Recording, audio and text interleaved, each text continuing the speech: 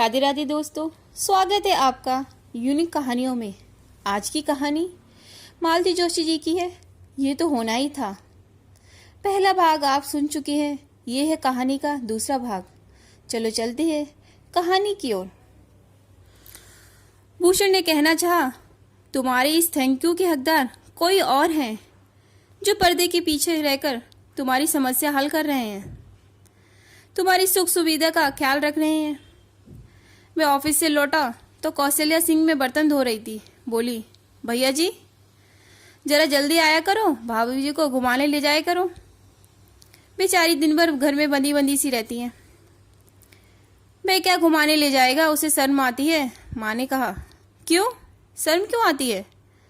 माँ ठीक कह रही है कौशल्या, मुझे सचमुच शर्म आती है।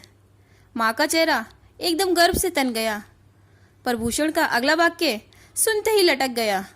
मुझे शर्म आती है क्योंकि इसके दरवाजे 3-3 गाड़ियां हैं, मेरे पास ही अकेली बाइक है। तो एक गाड़ी यहाँ भिजवा देना, माँ ने कहा। वो तो भिजवा देंगे, पर रखोगी कहाँ? बाहर का बरामदा पूरा गैराज बना हुआ है।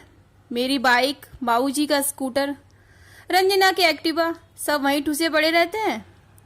इसलिए अंजना के लिए अलग से स्कूटी लाने का प्लान लटक गया है।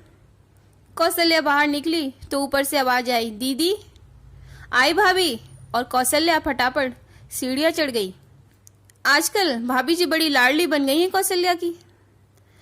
अच्छा तो है, भूषण ने कहा, कोई तो है जो उसे चाहता है, बाकी लोगों की तो बेआंख की किरकिरी बनी हुई है। माँ ने उसकी बात को अनसुना करके कहा, चाय पिएगा? नहीं, ऊपर बन गई होगी। कैसे पी लेता है तू उसकी चाय? क्यों? अरे आज बनवाई थी मैंने। कहा हाथों की मेहंदी उतर गई हो तो चाय बनाकर ही पिला दो। पर क्या बताऊं, पूरी चाय मैंने सिंक में लट दी। क्यों, अच्छी नहीं बनी थी? किसी ने चखी होती तो पता चलता ना कि कैसी बनी थी। मेरा तो शक्ल देखकर ही मन खराब हो गया। चाय की शक्ल देखकर स्वाद पता चल जाता है। क्यों नहीं चलता? इतने दिन बाहर नहीं झोंकी है मैंने। तभी कौशल्या नीचे उतरी। भैया जी, भाभी चाय लिए बैठी हैं। जा रहा हूँ, उसने कहा और सीढ़ियाँ चढ़ने लगा। तभी कानों में माँ की आवाज़ आई, कौशल्या क्या लिए जा रही है? भाभी की साड़ियाँ हैं, प्रेस में जाएंगी। रानी जी घर में भी प्रेस की साड़ियाँ पहनेंगी। सूरत न शकल ठसक देखो। मैं सीढ़ियों पर ही ठिठक गया था। वहीं से बोला, माँ प्रेस के कपड़ों का शकल सूरत से क्या संबंध है? माँ बुरी तरह चौंक गई। तो अभी तक यहीं खड़ा है? ऊपर जा रहा था ना? जा रहा हूँ, आपकी अमृतवाणी सुनने के लिए रुक गया था। माँ ने एकदम मुंह फेर लिया था, इसलिए उनके चेहरे के भाव मैं पढ़ नहीं सका। निश्चित ही वो देखने लायक होंगे। ऊपर जाते हुए भूषण का मन ग्लानि से भर उठा था। निधि की बनाई चाय माँ ने सिंक में उड़ेल दी। उसे कैसा लगा होगा? चाय देते समय निधि ने धीरे से पूछा, आपको सचमुच ये चाय अच्छी लगती है ना? जबरदस्ती तो नहीं पीते? ऐसा क्यों पूछ रही हो? आज माँ जी के लिए बनाई थी, पर उन्हें पसंद नहीं आई। मैं दूसरे वाक्य की प्रतीक्षा करता रहा कि उन्होंने सिंक में उलट दी, पर निधि ने कहा, आपके लिए कह रही थी। मैं कैसे पी लेता है पता नहीं। हर माँ को लगता है कि बेटे को सिर्फ उनके हाथ का खाना, उसके हाथ की चाय अच्छी लगती है। माँ की बातों का बुरा मत मानना, उन्हें किसी के हाथ का कुछ अच्छा नहीं लगता। नौकरी लगने के बाद उन्हें आराम देने के लिए मैंने 2-3 बार कुक रखने की कोशिश की, पर किसी से उनकी पटी नहीं। या तो उसे कुछ बनाने नहीं देती थी, या फिर उसके बनाए खाने में नुक्स निकालती थी। 2 महीनों से ज़्यादा कोई टिकता ही नहीं था। आखिरकार मैंने वह कोशिश छोड़ दी। तुमसे ये सब इसलिए कह रहा हूँ कि कल को तुम कोई खाने की चीज़ भी बनाओगी तो उन्हें पसंद ना आएगी, उसका बुरा मत मानना। मैं खाने की चीज़ क्या बनाऊंगी? मुझे चाय बनाना ही नहीं आता। गैस पर बनने वाली चाय तो बिल्कुल ही नहीं आती। घर पर चाय कौन बनाता है? गेस्ट होते हैं तो टेबल पर मम्मी या भाभी बनाकर सर्व करती हैं। देसी ढंग से बनती है तो राजा भैया आया नारायण जी बनाते हैं। ये केटल वाली चाय तो मैंने एग्जाम के दिनों में कमरे में बनाती थी, इसलिए पता है। घर में खाना कौन बनाता है? महाराज है ना, काशीबाई हैं, जिन्हें हम लोग काकी कहते हैं। वो सब्जी काट देती हैं, मसाला पीस देती हैं। कभी भैया को नॉनवेज खाना हो तो कैंटीन से आ जाता है। तुम्हारे घर में नॉनवेज बनता है? किचन में नहीं बनता, भैया के कमरे से लगा हुआ छोटा सा किचन है ना। तनिष्क के लिए दूध गर्म करना हो, रात बेरात को कॉफ़ी बनानी हो तो काम आता है। ये इलेक्ट्रिक केटल यहाँ लाने का आइडिया मुझे भाभी ने ही दिया था।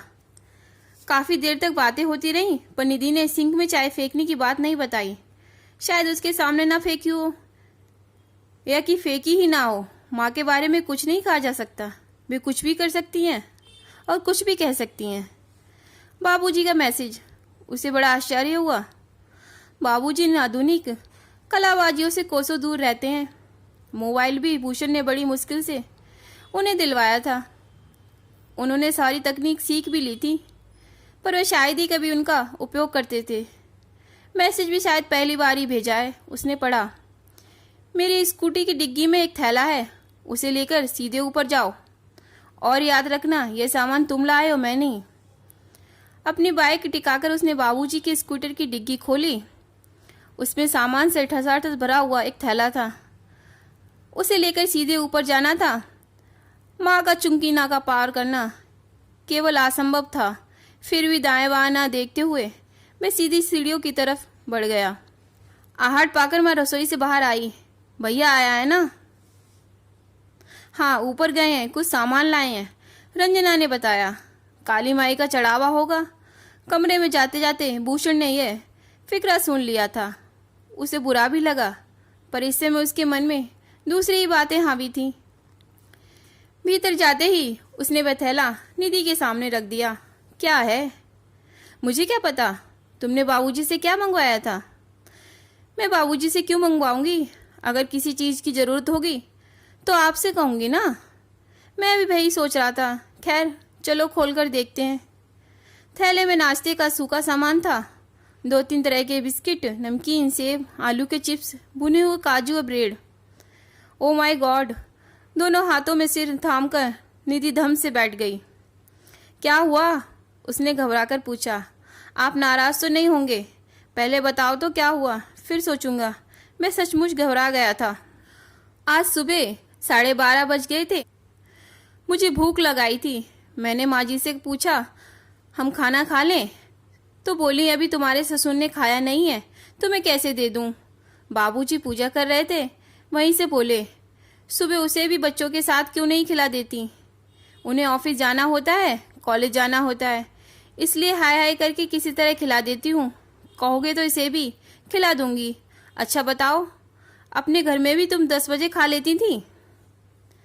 लंच तो 1 बजे ही होता है, पर सुबह ब्रेकफास्ट हो जाता है ना। तो माँ बोली अब मैं ब्रेकफास्ट भी बनाऊं, खाना भी बनाऊं। मेरे कोई 4 हाथ हैं, किसी का सहारा भी नहीं है। ओह, तभी बाबूजी इतना सारा सामान ले आए हैं। भूषण का मन कृतज्ञता से भर उठा। चलो चाय के साथ 1 आध पैकेट खोल लेते हैं, बाकी बंद रहने दो। कल परसों में कुछ बर्नियाँ ले आऊँगा। ब्रेड अभी नीचे ले चलते हैं, बाद में एक टोस्टर भी ले आएंगे। कुछ भी लाने की ज़रूरत नहीं है। मेरे सामान में ग्रोसरी कटर्स की पूरी रेंज है और शायद टोस्टर भी होगा। उस दिन आप मग्स ले आए थे, तब भी मैं कहने वाली थी कि सामान में अलग डिज़ाइन के 3 सेट हैं, पर आप इतने प्यार से इतने सुंदर मग्स लेके आए थे तो कहना अच्छा नहीं लगा। उसकी इस समझदारी पर भूषण मुग्ध हो गया। खुले नमकीन और बिस्किट के पैकेट को उठाते हुए बोला, मैं नीचे जा रहा हूँ। बंद वाले पैकेट ले जाइए ना। नहीं, पहले इन्हें ख़त्म कर देते हैं। ठीक है, मैं यह समेट कर नीचे आ रही हूँ। भूषण ने दोनों खुले हुए पैकेट डाइनिंग टेबल पर रख दिए। ये क्या है? माँ ने पूछा। काली माई का प्रसाद है, थोड़ा चढ़ा दिया है, बाकी ये रहा। भूषण, पीछे से कड़कदार आवाज़ आई। वह चौंक गया। उसे तो पता ही नहीं था बाबूजी कमरे में है। अगर तुमने ये बात मजाक में कही है तो ये बहुत ही घटिया मजाक है। सॉरी, उसने विनम्रता से कहा। मैं जानता हूँ तुम इतना घटियापन नहीं कर सकते, इसका मूल कहाँ है मैं जानता हूँ। और उन्होंने जल्दी ही आंखों से माँ की ओर देखा। मुझे क्यों घूर रहे हैं, मैंने क्या किया? काली माई के चढ़ावे की बात किसने कही थी? माँ सकपका गई, बोली, रात दिन मेरा जी जलता रहता है, एक आध बार मुंह से निकल गया तो इतनी हाय तौबा क्यों मचा रखे हैं? तभी भूषण ने निधि को उतरते हुए देखा, बोला, बाबूजी अब रहने दीजिए प्लीज। आज रहने देता हूँ, दोबारा ऐसा हुआ तो मुझसे बुरा कोई ना होगा। आज तो दोनों बड़ी स्मार्ट लग रही हो, भूषण ने कहा। तो दोनों बहनों ने पहले एक दूसरे की ओर देखा, फिर अंजना धीरे से बोली, भाभी ने दिए हैं। आई सी, वेरी गुड। तभी माँ बोल पड़ी, ऐसे आंखें फाड़ कर देखने की जरूरत नहीं है, ननद भौजाइयों में ऐसा लेन देन चलता रहता है। निधि, मैं अपना वॉलेट शायद ऊपर भूल आया हूँ, ला दो प्लीज। जी कहकर निधि ऊपर चली गई तो उसने कहा, मैंने तो बस एक बात कही थी, उस पर इतना रिएक्ट होने की कोई ज़रूरत नहीं थी। आजकल माँ का बोलना भी बुरा लगने लगा है, बिना बात के बोलोगी तो बुरा ही लगेगा। और तुम जो बीवी के कपड़ों की ठसक दिखा रहे हो वह अच्छी बात है? मैं क्या ठसक दिखाऊंगा, मुझे तो पता भी नहीं था कि ये कपड़े उसके हैं, उसकी अलमारी कभी देखी नहीं। मैं क्या देखूंगा, मैं तो इसी संकोच में मरा जा रहा हूँ कि आज तक उसके लिए कुछ नहीं ला सका, हिम्मत ही नहीं हुई। कुछ लाने की जरूरत नहीं है, ढेर है उसके पास। जिसके पास न रूप न रंग है उसके पास भंडार है, और मेरी बेटियों के पास गिनती के कपड़े हैं। तुमने फिर उसके रंग रूप पर टिप्पणी की। तुम्हें इतना बुरा लगता है तो जाने दो, नहीं बोलूंगी। पर मैं कहती हूँ, रंग रूप ना सही, गुड़ ढंग तो हो, चाय तक बनाने का सबूर नहीं है। तुम्हें खाना बनाने वाली चाहिए थी तो किसी मिस्रानी की बेटी को ब्याह लाती, ऐसे घर की बेटी क्यों लाई जहाँ चाय बनाने तक के लिए नौकर लगे हुए हैं? तो एक खान मासा इधर भी भेज देते। तभी निधि ने ऊपर से आवाज़ दी, यहाँ तो नहीं मिल रहा है, कहाँ छोड़ा था, याद है? सॉरी यार, भूषण ने कहा, मैं लैपटॉप पर रखकर भूल गया था, नीचे आ जाओ। फिर माँ से बोला, मैं आज फ़ोन कर दूँ तो खान मासा कल आ जाएगा, पर झेलने की ताकत है तुम में। तब तक निधि नीचे आ गई थी। भूषण ने कहा, निधि प्लीज़ मुझे 4 स्लाइस सेक दो और चाय बना लो। माँ बाबूजी पी रहे हों तो उनकी भी बना लो। निधि चाय बनाने भीतर गई तो साथ साथ वह भी किचन में चला गया और उसे देसी चाय बनाने का गुड़ सिखाने लगा। निधि बाबूजी को चाय देने गई तो वे बोले, बेटा 2 पीस अपने लिए भी सेक लेना, खाने में अक्सर देर हो जाती है ना। माँ भूषण से बोली, तू अभी ब्रेड खा रहा है, खाना कब खाएगा? मैं बस अब निकल रहा हूँ, खाना कैंटीन में खा लूँगा। निधि, मैं गाड़ी निकाल रहा हूँ, तुम मेरा बैग और लैपटॉप लेकर बाहर आ जाओ। बरामदे में गाड़ी साफ करते उसने सुना, माँ कह रही थी, लड़के के तेवर देखो। बाबूजी बोले, तुमसे लाख बार कहा होगा, जाते समय उससे चिक चिक मत किया करो, उसका दिमाग गर्म हो जाता है। लड़का 15 किलोमीटर दूर बाइक से जाता है, किसी दिन कोई अनहोनी हो गई तो जिंदगी भर रोती रहोगी। हमें तो लगा था वहां से कार आएगी, कार चलाने के लिए भी दिमाग को ठंडा रखना पड़ता है, समझी? आदत सुधारो अपनी। घर से निकलते हुए वह सोच रहा था, माँ की आदत अब क्या तो सुधरेगी, रोज इसमें इजाफा ही होता जा रहा है। उसने पूछा, रंजू अंजू को वे कपड़े तुमने दिए थे? निधि चुप रही। भूषण ने खींचकर कहा, बताना तो था यार, मैंने तारीफ कर दी तो माँ ने कोई और ही मतलब निकाल लिया और शुरू हो गई। बताती हूँ, पर इस शर्त के साथ कि आप किसी से कुछ नहीं कहेंगे। मैं नहीं चाहती कि मेरे कारण घर में गृह कलेश हो। ऐसे ही कौन सा कम हो रहा है, फिर भी बताओ। 3-4 दिन पहले माँ जी कमरे में आई थी, बोली, पियर से क्या क्या लाई हो, बताने की भी जरूरत नहीं समझी तुमने। ऐसा कहकर उन्होंने अलमारी खुलवाई और सारे कपड़ों का मुआयना किया। मैंने सोचा था कहीं घूमने जाएंगे, इसलिए कुछ ड्रेसेज और सूट लेती आई थी। माँ जी ने 4 सूट निकाल लिए, बोली, यहाँ तो तुम सूट पहनोगी नहीं, यूं ही पड़े रहेंगे, लड़कियों के लिए रख लेती हूँ, कॉलेज आते जाते पहन लेंगी। फिर बोली, रिवाज है कि भाभियाँ अपने हाथ से एक एक साड़ी ननद को देती हैं, तुम भी दो। मैंने कहा, आप पसंद कर लीजिए। उन्होंने दोनों दीदी लोगों को बुला लिया और उन लोगों ने एक एक साड़ी पसंद कर ली। नई थी, इस समय तो मेरे पास सब कुछ नया ही है। ये साड़ियाँ तो शादी में मिली हुई थी, अभी तक उनके ब्लाउज भी ना सिले थे। आधे समय मम्मी ने पकड़ा दी थी। वह दोनों हाथों में सिर थामकर बैठ गया। ये लोग इस तरह मुझे कब तक शर्मसार करते रहेंगे? क्या कभी भी बीवी के सामने सिर नहीं उठाने देंगे? मुझे मालूम था आपको यह सब अच्छा नहीं लगेगा, इसलिए नहीं बताया था, निधि बोली। थैंक्स, उसने कहा और लेट गया।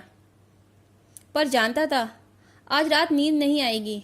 सुबह तैयार होके नीचे उतरा तो अलमारी की चाबी निधि के सामने पटकते हुए बोला, कितनी बार कहा है अलमारी लॉक क्या करो, चाबी उसी में लगी छोड़ देती हो। निधि ने सास की तरफ देखा। वे बोली, मैं नहीं मना किया था। इस घर में कोई चोर उचक के थोड़ी बसते हैं जो 24 घंटे ताला डालकर रखती हो। ये कौन सा तर्क है? वह खिंचकर बोला, ताला खोलने में कितनी देर लगती है? भूषण ठीक ही कह रहा है, बाबूजी बोले। सावधानी बरतनी चाहिए, वक्त कहकर नहीं आता। अलमारी से बहू की चीज वस्त्र रखी होती हैं। चीज वस्त्र मतलब? निधि ने मासूमियत से पूछा। ज्वेलरी, भूषण ने बताया। ज्वेलरी तो माँ जी के पास है। बाप बेटे दोनों ने माँ की ओर देखा। ऐसे क्यों घूर रहे हैं? मैंने कहा था कि बैंक में रखवा दूंगी। दोनों ने कहना चाहा, कहाँ रखवाओगी? कहीं लॉकर भी है? पर निधि के सामने दोनों चुप रहे। बाबूजी ने कहा, बेटा आजकल मैं अपनी बैंक में दोनों के नाम से अलग लॉकर ले लो, जमाना खराब चल रहा है। इतना जोखिम घर में रखना ठीक नहीं है। भूषण ने साफ देखा कि माँ का चेहरा उतर गया है। शायद उनकी कोई योजना उन्हें ध्वस्त होती दिखाई दी। उसने सोचा, लॉकर तो वह ले लेगा, पर माँ के पास से गहने कैसे मांगेगा? वे तो तूफान खड़ा कर देंगी। लॉकर में अगर उसका और निधि का ही नाम होगा तो उन्हें यह कतई स्वीकार न होगा। रविवार को सुबह भूषण को अपने कमरे में देखकर माँ चकित हुई। क्यों रे, कुछ काम था? हाँ माँ, मैं ये फ्रिज ऊपर ले जाना चाहता हूँ। आज संडे है, किसी मजदूर को पकड़कर लाता हूँ। फ्रिज की क्या जरूरत पड़ गई? ऊपर का कमरा है ना, बहुत तपता है, प्यास लगती है। पानी ज़्यादा ले जाओ तो गर्म हो जाता है, थोड़ा ले जाओ तो खत्म हो जाता है। ऊपर फ्रिज रहेगा तो बार बार नीचे नहीं आना पड़ेगा। एक दो कोल्ड ड्रिंक की बोतल भी रख सकेंगे, और भी बोतल रखनी होंगी शायद। फिलहाल तो उनकी ज़रूरत नहीं है, पानी से काम चल जाता है, बाद में देखा जाएगा। तुम्हारे कमरे में तो एसी है ना, कोई 24 घंटे थोड़ी चलता है। जरा सी बात के लिए तुम इतनी बहसबाजी क्यों कर रही हो? इसलिए कि फ्रिज को कोई हाथ नहीं लगाएगा। फ्रिज और वॉशिंग मशीन मैंने रंजना के लिए रख छोड़े हैं। 1-2 साल में मुझे उनकी शादी कर देनी है। निधि के माँ बाप की दी हुई चीज़ें तुम रंजना को दोगी तो क्या हुआ? ये तो जमाने से होता आया है।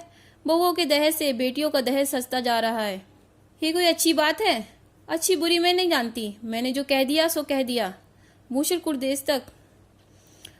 कुछ देर तक कर्तव्य विमुख सा खड़ा रहा। क्या बोले, कुछ समझ में नहीं आ रहा था। तभी माँ बोली, तुम्हारे ससुराल वालों ने हमें धोखा दिया है। कैसे?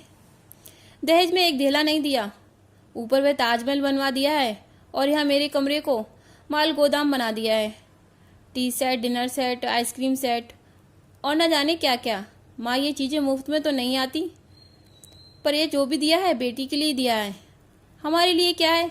बेटी के लिए भारी भारी साड़ियाँ, और मेरी बेटियों के लिए ऐसी कि मैंने नौकरानियों को बांट दी। कहानी थोड़ी लंबी है। आप सुन रहे थे कहानी का दूसरा भाग। कहानी का अंतिम और तीसरा भाग आप सुनेंगे दूसरी वीडियो में। तब तक के लिए राधे राधे।